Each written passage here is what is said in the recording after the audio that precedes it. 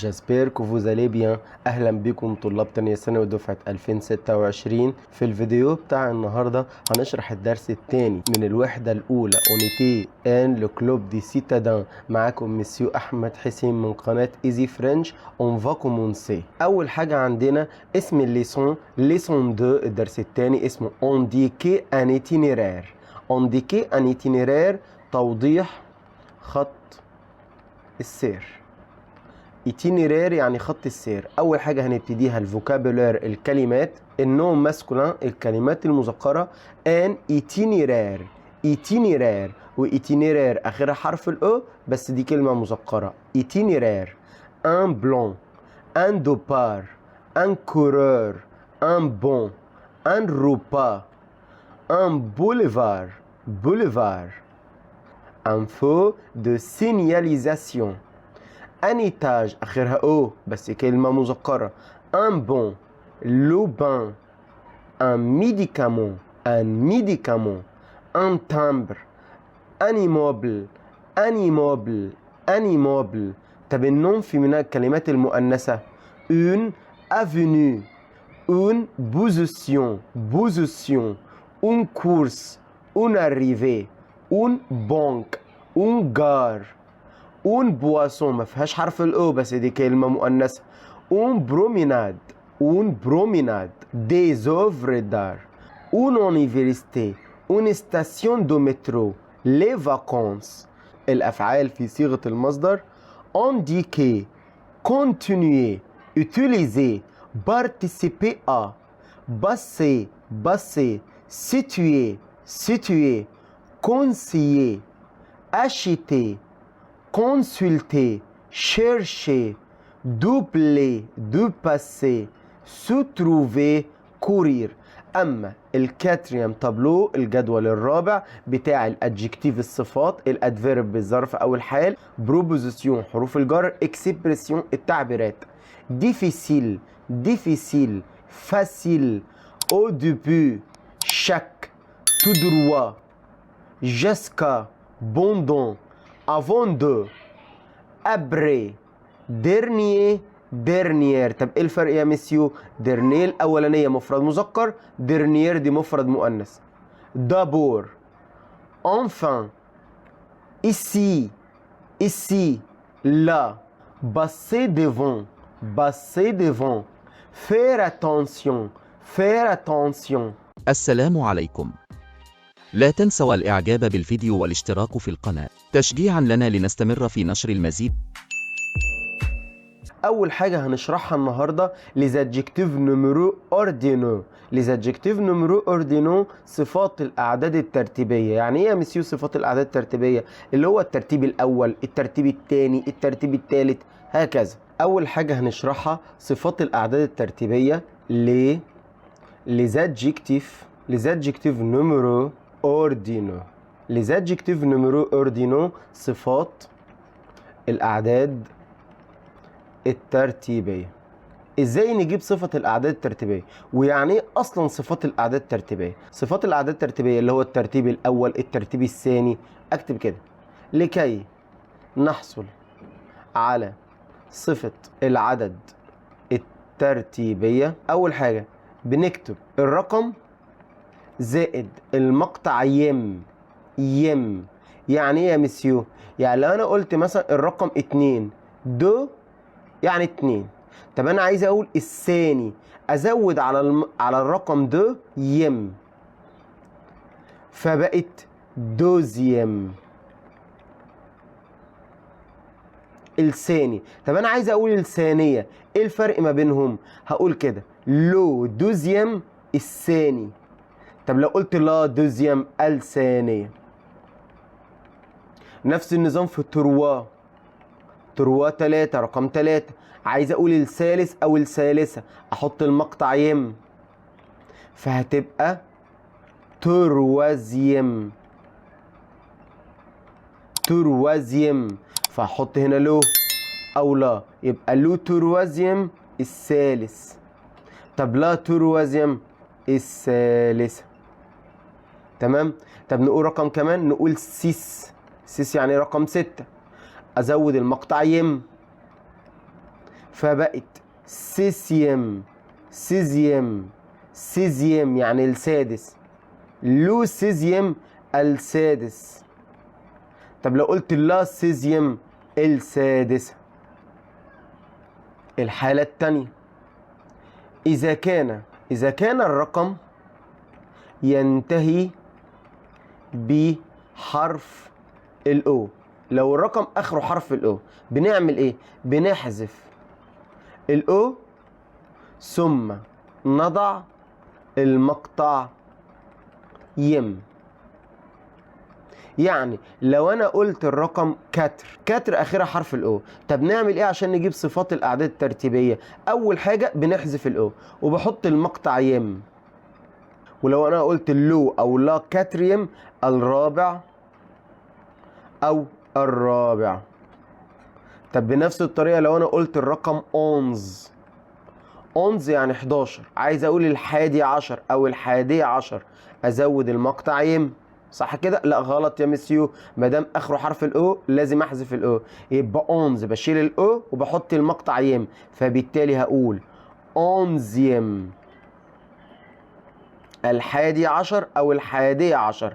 طب انا عندي بقى مشكلة يا مسيو، 11 هنا ده حرف متحرك، مش المفروض اعمل ابستروف؟ لا يا مسيو، لازم احط لا اما لو لا اما لا، ما بعملش ابستروف مع 11. فهقول كده الحادي عشر او الحادية عشر، لو 11 او لا 11. بعد كده حالات شاذة في صفات الاعداد الترتيبيه. ايه هي الحالات الشاذه؟ اول حاجه رقم ان اللي هو 1، عايز اقول الترتيب الاول، اعمل ايه؟ ان دي بتتحول تبقى لو بريمير.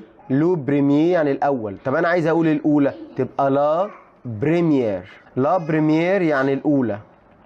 بنفس الطريقه الترتيب الاخير، يعني انا عايز اقول الاخير او الاخيره، اقولها ازاي؟ لو ديرنيير الأخير أو لا ديرنيير الأخيرة. بعد كده عندنا رقم 5، رقم 5. 5 عايز أقول الخامس أو الخامسة، أعمل إيه في رقم 5؟ رقم 5 أزود اللي هو اليو، بعد كده أزود المقطع يم، فبقت 5 كيم، زودت الاو من عندي. طب انا عايز اقول الخامس او الخامسه، احط هنا حاجه مذكر اللو، حاجه مؤنث تبقى لا، يبقى لو 5 الخامس، لا 5 الخامسه. الرقم اللي بعد كده رقم 9 اللي هو رقم 9. 5 9. اعمل ايه يا مسيو؟ بدل الاف تتحول لفي 9، وبعد كده ازود المقطع يم، يبقى النوفيم التاسع. لو مذكر احط حاجه مذكر يبقى لو نوفيم. طب التاسعه يبقى لا نوفيم. ودي صفات الاعداد الترتيبيه. تاني قاعده عندنا في الدرس الثاني من الوحده الاولى قاعده لامبراتيف. لامبراتيف اللي هي صيغه الامر. ازاي نجيب الامر في اللغه الفرنسيه؟ عندنا 3 خطوات عشان نجيب صيغه الامر. اول خطوه بنصرف الفعل في زمن المضارع، بنصرف الفعل في زمن المضارع بس مع 3 ضمائر بس، اللي هم التو والنو والفو. عشان اجيب الامر بصرف الفعل في المضارع مع التو والنو والفو. تاني خطوه يا مسيو، تاني خطوه بنحذف التو النو الفو. يبقى اول خطوه بصرف الفعل مع التو والنو والفو، تاني خطوه بشيل التو والنو والفو، تالت خطوه بنحذف حرف الاس مع التو، بنحذف الاس مع التو في المجموعه الاولى. ازاي المجموعه الاولى؟ مش المجموعه الاولى كنا بنحذف الار والتو معاها او اس، طبعا بنشيل التو وبنشيل الاس، يبقى بنشيل الاس مع التو في المجموعه الاولى. وكمان عندنا فيرب الي. فيرب الي، طب فيرب الي ازاي مع التو؟ نبص مع بعض كده، التو مع فيرب الي بيبقى تو فا، بحذف التو وبحذف الاس من هنا من ايه؟ من فيرب اليه فتبقى فا. يبقى احنا هنا عشان نجيب الامر في اللغه الفرنسيه عندنا 3 خطوات. بنصرف الفعل مع التو نو والفو. تاني خطوه بنحذف التو نو والفو يتبقى التصريف. التصريف ده لو فيرب مجموعه اولى او فيرب اليه مع التو بشيل الاس. طب نطبق على الكلام ده ازاي يا مسيو؟ لو انا قلت فيرب اسمه بارلي، بارلي يعني يتحدث، هنسأل نفسنا سؤال، هو بارلي اخره او ار يبقى ده مصدر ولا تصريف؟ لا ده مصدر. يبقى اول خطوه عرفنا المصدر اخره او ار. عايز اجيب الامر اتكلم، يبقى انا لازم اجيب المضارع، لازم اجيب الايه؟ المضارع. طب المضارع مع كام ضمير؟ مع التو مع النو ومع الفو. يبقى احنا بنصرف الفعل مع التو والنو والفو. اصرفهم كده هيبقى بارل اخره او اس، نو بارلون اخره او ان اس، فو بارلي اخره او زد. تاني خطوه بقى عشان نجيب الامر، تاني خطوه بنشيل التو نو والفو، ادي كده شلناه. بارل ده مجموعه اولى فلازم احذف الاس، هيتبقى كده بارل. بارل يعني اتكلم، بارلون لنتكلم، بارلي اتكلموا. يبقى انا عندي هنا عشان اجيب الامر اول حاجه بصرف الفعل في المضارع مع التو نو والفو. تاني خطوه بشيل التو نو والفو. تالت خطوه لو الفعل ده مجموعه اولى او فيرب اليه بحذف الاس مع التو في المجموعه الاولى فيرب اليه. طب نصرف فيرب اليه كده، اليه اليه يعني يذهب. انا عايز اجيب الامر، يبقى اول خطوه لازم اجيب المضارع. اجيب المضارع مع كام ضمير عشان اجيب الامر؟ مع التو مع النو مع الفو. اصرف فيرب اليه مع التو بيبقى توفا، مع النو يبقى نوزالون، مع الفو يبقى فوزالي. تاني خطوه يا مسيو اشيل التو نو والفو، اهو شلت التو نو والفو عشان اجيب الامر. اعمل ايه في الاس؟ القاعده بتقول احنا بنحذف الاس مع التو في المجموعه الاولى وفيرب اليه، وده فيرب اليه يبقى فا. اذهب الون، لنذهب اليه، اذهبوا. طب انا عايز انفي، احط النو والبا او ان ابستروف وبا. يعني نوفا با لا تذهب، نالون با مش هنذهب، نالي با لا تذهبوا. ده كده الامر. طب نجيب فيرب كمان، نقول فيرب مثلا فير. فير يعني يفعل او يمارس. الاول ده مصدر، انا عايز اجيب الامر، يبقى انا لازم اصرف المضارع. اصرف المضارع مع كام ضمير؟ مع 3 ضمائر بس اللي هم التو النو وكمان الفو. اصرف فيرب فير يبقى في، فيزون، فت. اعمل ايه في التو النو والفو؟ احذف التو النو والفو عشان اجيب الامر، يبقى التو النو والفو نشيلهم. طب نعمل ايه في الاس؟ الاس هنا هتبقى كما هي. ليه بقى الاس فضلت؟ عشان فيرب فير ده ولا مجموعه اولى ولا فيرب اليه، ده فيرب مجموعه ثالثه. يبقى في، فيزون، فت. نصرف فيرب بروندر. بروندر بمعنى ياخذ او يركب او حتى يتناول، ده المصدر. انا عايز اجيب الامر، يبقى اول خطوه لازم اجيب المضارع. اصرف الفعل في المضارع مع كام ضمير؟ مع التو مع النو مع الفو. اصرف الفيرب ده يبقى برون واخره اس، برونو، بروني. طب تاني خطوه عشان نجيب الامر، تاني خطوه كنا بنعمل ايه في التو والنو والفو؟ بنشيل التو والنو والفو. طب نعمل ايه في الاس؟ لا الاس هتفضل زي ما هي. طب ليه الاس يا ميسيو فضلت زي ما هي؟ يلا مع بعض. عشان احنا كنا بنحذف الاس مع التو في المجموعه الاولى وفيرب اليه، وفيرب بروندر ده ولا مجموعه اولى ولا فيرب اليه، يبقى الاس هتبقى كما هي، برون، برونو، بروني. عندنا بقى هنا ملاحظه. ايه هي الملاحظه؟ الافعال ذو ضميرين. الافعال ذو ضميرين اللي هي الافعال اللي كان فيها السو. اي فعل فيه سو يبقى ده اسمه ذو ضميرين. زي مثلا سوليفي، سوليفي يعني ينهض. لو انا عايز اصرف الفعل ده وعايز اجيب منه الامر، اعمل ايه؟ لازم اجيب المضارع. طب اجيب المضارع مع كام ضمير؟ مع التو مع النو وكمان الفو. بس انا عندي هنا مشكله يا مسيو، اللي فيرب سوليفي ده فيه 2 ضمير. التو ده الضمير الاول وفي ضمير تاني، النو ده الضمير الاول وفي ضمير تاني، الفو ده الضمير الاول وفي ضمير تاني، وبعد كده نصرف الفيرب اللي هو ليف. ليفون، ليفي. طب السو كانت مع التو بتتحول تبقى ايه؟ ها يلا مع بعض كده. السو كانت بتتحول مع التو بتبقى تو، ومع النو نو، ومع الفو فو. فبالتالي تو ليف، نو ليفون، فو ليفي. نطبق بقى الخطوات عشان نجيب الامر. ها اول خطوه كنا بنعمل ايه؟ صرفت مع التو نو والفو. تاني خطوه كنا بنعمل ايه؟ كنا بنشيل التو نو والفو، شلناهم يا مسيو. وكمان هنشيل الاس عشان ده فيرب مجموعه اولى. بس انا برضو لسه عندي مشكله، هي التو التانيه دي اعمل فيها ايه؟ اول حاجه التو التانيه دي هتتحول وهتبقى توا، فهتبقى ليف توا. ليف توا، ليف توا ده امر بتاع الزو ضميرين. ليف توا يعني انهض، ليف توا.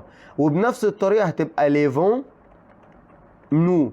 جت منين النو التانية؟ اللي هي النو الضمير التاني، حذفنا الضمير الاول اللي هو النو حذفناه، والنو التانية اتحطت بعد الامر. طب بنفس الطريقه فو يبقى ليفي فو. يبقى ده الامر المثبت في الزو ضميرين، ليف توا، ليفون نو، ليفي فو.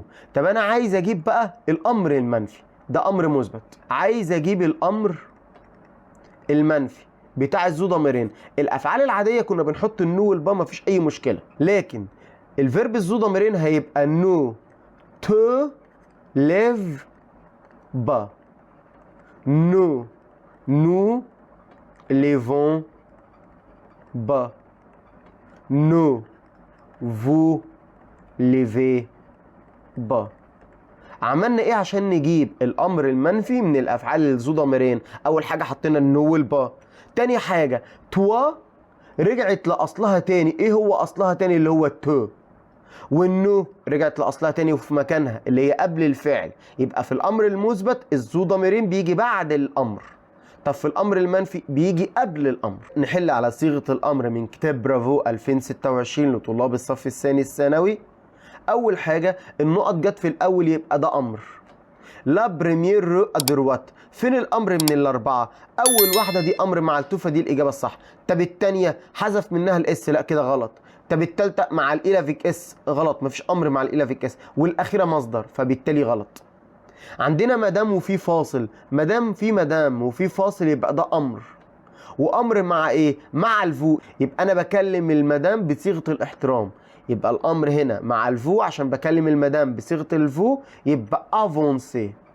ميزونفون وفي فاصل، مدام في فاصل يبقى ده امر، مدام في فاصل يبقى ده امر. طب ميزونفون مفرد ولا جمع؟ لا دول جمع، يا اطفالي. يبقى انا هصرف الامر مع الفو، فهقول رولي. هاني وفي فاصل، مدام في فاصل يبقى ده امر. طب اسم هاني هيعامل معامله التو انت، كأن هاني ده قدامي بكلمه بصيغه انت، فهقول له ايه؟ هقول له مارش. طب نمشي مع بعض كده. ليه الاولى غلط؟ عشان الاولى فيها اي اس، وما دام في اي اس يبقى ده مجموعه الاولى، يبقى المفروض كنت احذف الاس. طب الثانيه دي مع الفو غلط. الثالثه هي الوحيده اللي صح، حذفنا الاس، كان في اس واتحذفت. والاخيره مصدر، والمصدر زي ما اتفقنا في الامر غلط. البروفيسور دي اليلاف، المدرس بيقول للطالب، يبقى هنا امر مع التو. امر مع مين؟ مع التو، عشان المدرس بيكلم الطالب بصيغه انت، فهيقول له بارل. طب ليه مش الاولى؟ الاولى مع الفو، فبالتالي دي كده غلط. الثالثه فيها او اس ولازم احذف الاس، والاخيره هنا مع النو، وبرضه نو غلط. الجمله رقم 6 النقط جت في الاول يبقى ده امر. طب هنا مفيش علامه مع التو والنو والفو، لا في علامه يا مسيو. عندنا امر تاني، والامر التاني ده مع التو، فبالتالي الامر الاول مع التو. تاني، لو انا عندي امرين في الجمله، لو الامر الاولاني مع التو يبقى الامر التاني مع التو، لو الامر الاولاني مع الفو يبقى الامر التاني مع الفو. فيبقى الامر هنا مع التو، الاولانيه مع التو، بس احنا عندنا ملاحظه اللي احنا بنحذف الاس مع التو في المجموعه الاولى، وفيرب اليه، فبالتالي دي كده غلط عشان لازم احذف الاس. اليه الثانيه دي مع الفو، اليه التالتة كان فيها اس واتشالت، فبالتالي دي الاجابه الصح. والاخيره مع النو غلط. نقط، ما دام النقط جت في الاول يبقى ده امر. موا سيل تو بلي، يبقى انا بكلم حد بصيغه انت عشان في تو اهي، تو من فضلك انت، فيبقى هنا الامر مع التو. يبقى هنختار الاولى باس. ليه يا مسيو؟ عشان كان المفروض في اس واتحذفت. طب الثانيه مع الالافيك اس، والالافيك اس اصلا مش امر. طب الثالثه فيها اس كانت المفروض تتحذف. والاخيره مع الفو، لا غلط، انا عندي هنا الامر مع التو. الجمله رقم 8 النقط جت في الاول يبقى ده امر ومفيش علامه، فبالتالي في اختيار واحد بس اللي صح. نبص كده على الاختيارات، اول واحده كان المفروض احذف الاس عشان ده مجموعه اولى، فبالتالي كده دي غلط. الثانيه مصدر، الثالثه مع الالافيك اس، اما الاخيره مع الفو ده الوحيد اللي امر، عشان احنا الامر عندنا مع الفو. الجمله رقم 9 النقط جت في الاول يبقى ده امر. هل في علامه على التو او النو او الفو؟ لا، فبالتالي كده في اختيار واحد بس اللي صح. جو الاولانيه فيها او اس، ما دام في او اس يبقى ده مجموعه اولى، يبقى المفروض كنت احذف الاس، فبالتالي دي كده غلط. جو الثانيه دي مصدر، كده غلط. الثالثه مع الالافيك اس، كده غلط. نجو با، بص هنلاحظ ايه اللي كان فيه هنا اس واتحذفت. نجو با لا تلعب. نجو با ادو جو فيديو، يعني ايه هنا؟ انا كاني بامر ايه مثلا الطالب بقول له ايه؟ نجو با ادو جو فيديو، لا تلعب بالعاب الفيديو. الجمله نمرو 10 ميسيو وفي فاصل، ما دام في فاصل يبقى ده امر، الفاصل اللي هو علامه التعجب، وانا بكلم الميسيو بصيغه حضرتك يبقى فو. يبقى انا عايز الامر اللي مع الفو، عايز تصريف الفو، فهنختار تورني. الجمله اللي بعد كده نمرو 11 النقط جت في الاول يبقى ده امر مع التو ولا النو ولا الفو. لازم نبص على الجمله، نبص كده، ايوه في امر تاني، الامر التاني مع الفو، فبالتالي الامر الاولاني مع الفو. الاولى مصدر، لا مصدر دي غلط. التانيه مع التو، لا غلط. التالته مع الفو صح. الاخيره مع الالافيك اس اصلا مش امر. مي بوتي يا صغاري وفي فاصل، ما دام في فاصل يبقى ده امر، وبكلم صغاري يبقى فو انتم. انتم يبقى بارتيسيبي. النقطه نمرو 3 ديموندي ان ايتينيرير، السؤال عن خط السير. اسال ازاي؟ يعني ايه اصلا السؤال عن خط السير؟ عايز اسال حد ازاي اروح البوسطه، ازاي اروح الاستاد، فاقول له ايه؟ اقول له بورا ليه. بورا ليه يعني ازاي نذهب، واي مكان، وسيلفو بلي. او ممكن نسال بكومونتا ليه. كومونتا ليه يعني كيف نذهب. هنا نقول ايه مثلا؟ بور الي او ستاد سيلفو بلي. بور الي او ستاد سيلفو بلي، ازاي اروح الاستاد من فضلك. طب اقولها بالطريقه الثانيه، كومون كومونتا ليه او ستاد، ازاي اروح الاستاد. طب عندنا بقى انديكي ان ايتينيرير، توضيح خط السير. استخدم فيرب اليه، اقول له ايه؟ فاتو دروا يعني اذهب طوالي او على طول. ترافيرس لارو اعبر الطريق. تورن ادروات لف يمين. تورن اجوش لف يسار. عندنا النقطة اللي بعد كده اللي هي لليو دو لافيل، اماكن المدينة وليزاكتيفيتي والانشطة. اول حاجة فيرد سبور يمارس الرياضة، يبقى او ستاد في الاستاد او او كلوب. فير اون بروميناد نعمل نزهة، يبقى او بارك. فير دو لاناتاسيون نمارس السباحة، يبقى الا بيسين. فير دو باتانا جلاس نمارس التزلج، يبقى الا باتينوار في صالة التزحلق. فير دو شوبينج نعمل تسوق او نتسوق، او سوبر مارشي في سوبر ماركت. اشيتي دي ميديكامون نشتري الادوية، يبقى الا فارماسي. اشيتي دو بان نشتري الخبز، يبقى الا بلونجوري. اشيتي دي ليفر نشتري الكتب، الا ليبريري. اشيتي دي تامبر نشتري الطوابع، يبقى الا بوست. اشيتي دي جاتو نشتري الحلوى، يبقى الا باتيسري اللي هو محل الحلويات. بروندر دي بواسون نتناول المشروبات، يبقى او كافيه. بروندر ان روبان نتناول الوجبة، يبقى او ريستوران. بروندر لو تران نركب القطار، يبقى الا جار. بروندر لافيون بنركب الطائرة، يبقى الا ايربور. بروندر لو باتو بنركب المركب، يبقى او بور. فوار دي زانيمو نشوف الحيوانات، يبقى اوزو في حديقة الحيوان. فوار دي زوفر دار نرى الأعمال الفنية، يبقى او ميوزي. voir un comédie بنشوف مسرحية كوميدية يبقى au théâtre في المسرح.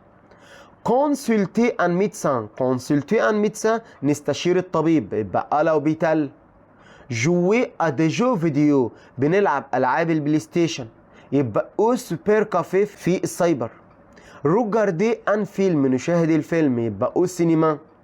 lire يعني نقرأ lire des romans نقرأ الروايات A D B D وكمان القصص المصورة يبقى à la bibliothèque في مكتبة القراءة.